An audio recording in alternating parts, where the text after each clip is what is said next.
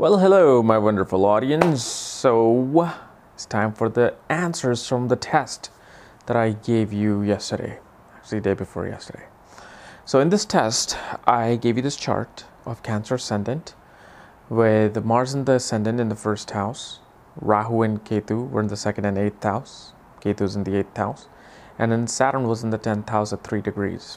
Okay, and I asked you what kind of situation this person will go through if they were going through a Mars planetary time period of life, means Mahadasha of Mars, and then sub period of Ketu. Okay, these are not transits, these are time periods that everybody goes through in their life of different planets. You're never running without any planetary time period. You're always running a planetary time period. So most of you, got it pretty well. You were quite right. I don't even know I should teach these things. But you kind of missed a little bit more of it. But in this chart, Mars is debilitated and Saturn is debilitated. Okay? And Ketu is sitting in the 8th house of sudden events, death-like experiences, accidents. And then Mars is debilitated in Cancer, in the ascendant, which is the body itself, and which is personality, body, your overall health. And then Mars aspects Ketu with his 8th aspect, because Mars looks at the 1st, 4th, 7th, and 8th place from itself. So when Mars and Ketu period came, okay, for this person, it would create, first of all, yes, accidents. It would create accidents. It would create a situation where he might have to get a surgery. Okay, a lot of anger problems, because Mars is sitting in the ascendant, which is this head, and Mars debilitated, meaning that soldier is just running loose, mad. But obviously we have to see the position of Moon from that. Okay, but why did I give you the degrees of Saturn? The reason, because Saturn is sitting in the nakshatra of Ashwini, which is the very first nakshatra in Vedic astrology. The reason why I gave you that degree is because whenever a Mahadasha happens and Antradasha happens, what these two planets will do, they will activate the planet that is sitting in their sign nakshatra. And then that planet will activate and give the results in that house.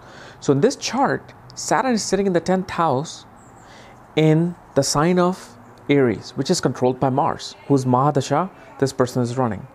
And then Saturn is sitting in the nakshatra of Ketu, who's a controller of the nakshatra Ashwini at 3 degrees. And if you don't know what I'm talking about, go watch my nakshatra series. It'll make all that more sense. Okay, so what's happening now that Mars and Ketu, even though they are now doing the accidents and sudden ups and downs and health problems for this person, they're also activating Saturn, who's debilitated, because Saturn is debilitated in the sign of Aries. And so here what will happen, this person will run into sudden ups and downs in their career, because 10th house represents your career. More so, this person can run into tax problems with the government or any kind of problem with the government. Why? Because 10th house represents authority, government. Besides the sun, this house is responsible for government issues with the government. 8th house represents taxes. Okay, why? Why taxes? Why is 8th house known as the house of taxes? Why? Because it's 11th from the 10th house. So if you count counterclockwise from the 10th house, 8th house becomes the 11th place from the 10th house. So that means the source of government is the 8th house. And what is the source of government? What does government run on? Nobody pays them like a paycheck. They run on taxes that we give them all over the world. It's death and taxes. That's why they say death and taxes controlled by the 8th house. Because here, the gain of the government is the taxes. So here, because Saturn is debilitated and Mars is debilitated and Ketu is in a sign of unpredictability, death-like experiences, this person will run into government problem, especially regarding taxes. This person may not have paid taxes, or he may have paid under taxes, so now government is after him to have him pay more taxes.